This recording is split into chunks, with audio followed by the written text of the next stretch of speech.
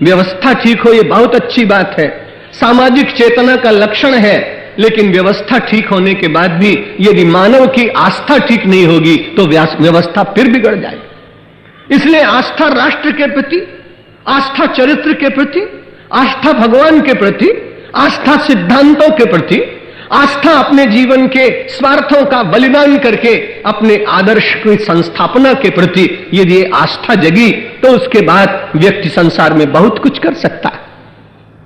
भगवान ने कहा युद्ध करने के लिए तुम तैयार हो, ये बड़ी अच्छी बात, लेकिन व्यवस्था ठीक करने का प्रयत्न तुम्हारा प्रारंभ हुआ है। आस्था अभी आत्मा के प्रति तुम्हारा जो दिव्य भाव जगना चाहिए वो जगा नहीं।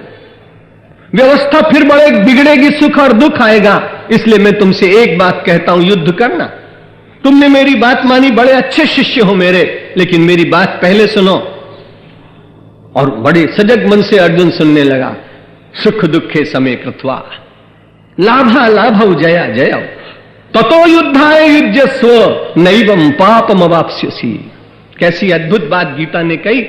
मुझे और आपको जिस बात से डर लगता है केवल एक बात से डर लगता है। अब कम लगता है, पहले बहुत लगता है।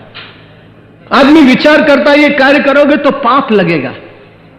छोटी सी चींटी को यदि छोटा बच्चा कभी अपनी उंगली से ज्यादा दबाने लगे, मां कहती अरे ऐसा मत कर बेटा, पाप लगेगा। और वो बालक अपना हाथ तुरंत हटा लेता, क्योंकि पहले हम सब लोगों की संस्कृति में पुण्यमय जीवन की उद्दाम आकांक्षा रहती, जीवन का वो प्राप्तव्य होता, उसके द्वारा जन्मांतर को, शुद्ध जन्मांतर को प्राप्त करने की इच्छा होती, या अपने इष्टदेव को प्रसन्न करने का मन में विचार जागता। अर्जुन एक बड़ा सात्विक साधक है। भगवान ने कहा युद्ध करने के बाद हो सकता है कि द्वेष पूर्वक यदि तुम युद्ध करोगे तो तुम्हें पाप लगे, और यदि तुम मेरे साथ रहने के बाद भी पाप मुक्त न हो सके तो अर्जुन अब मुझे तुम्हारी चिंता बहुत कम है। भगवान के सामने भी कभी कभी एग्जिस्टेंस का सवाल तो आया। अपना अपना चिंतन है गीता का, सब लोगों को उसके ऊपर अपने विचार रखने का अधिकार है, तभी तो वो गीता सागर है, उसमें से रत्न मिलते हैं। जब भगवान ने कहा नैवं पापमवाप्स्यसि, मैंने विचार किया कि भगवान को युद्ध करा देना था, उन्हें क्या लेना देना, पाप पड़ेगा पुण्य पड़ेगा, राज्य उसको मिलेगा, आनंद से वो रहेगा, सुख से सारे संकट दूर हो जाएंगे, इतना पर्याप्त था। पर भगवान ने विचार किया, बाद में कभी इतिहास में ये बात आई कि अर्जुन को पाप लगा युद्ध करने का, तो लोग पूछेंगे कि किसकी सन्निधि में खड़े होकर युद्ध किया था, हु वॉज द इंस्टिगेटर, प्रेरणा करने वाला कौन था। तब लोग कहेंगे भगवान श्री कृष्ण ने युद्ध कराया, तब कहें भगवान श्री कृष्ण ने पाप में प्रवृत्त कराया, भगवान के साथ रहने पर भी उसे पाप लगा। तो तुरंत भगवान ने सोचा, फिर लोग कहेंगे भगवान की भगवत्ता कैसी, जिसकी चरण शरण में रहकर, जिसके सारथ्य में बैठकर और अर्जुन फिर पापी का पापी रह जाए। भगवान ने सोचा अर्जुन की बदनामी के साथ मेरी भी बदनामी जुड़ी है, इसलिए जरा इसको संभालना चाहिए।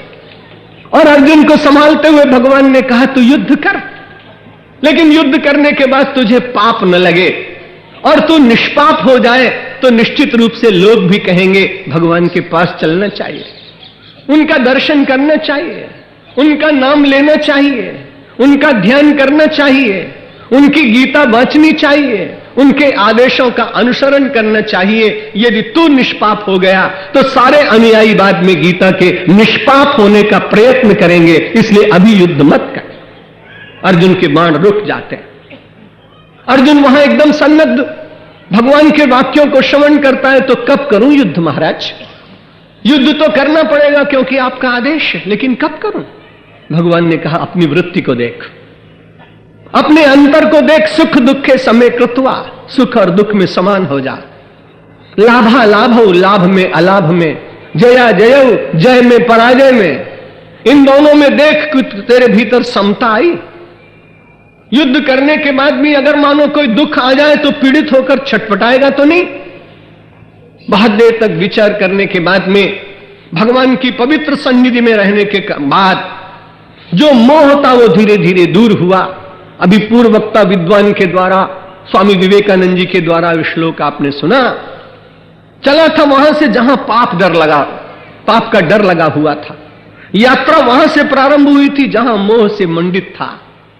चरण वहां से आगे बढ़े थे युद्ध के मैदान में, जहां उसने तमिश्रा को अपने आप स्वीकार किया था। अंधकार के सघन मेघों को चीरकर भगवान की पवित्र वाणी से प्रेरणा प्राप्त करते करते, समस्त अध्यायों में विराम लेते हुए, आस्था को बलवती बनाते हुए, व्यवस्था को ठीक रखते हुए, अंत तो गत्वा भगवान से कहता है, नष्टो मोहा,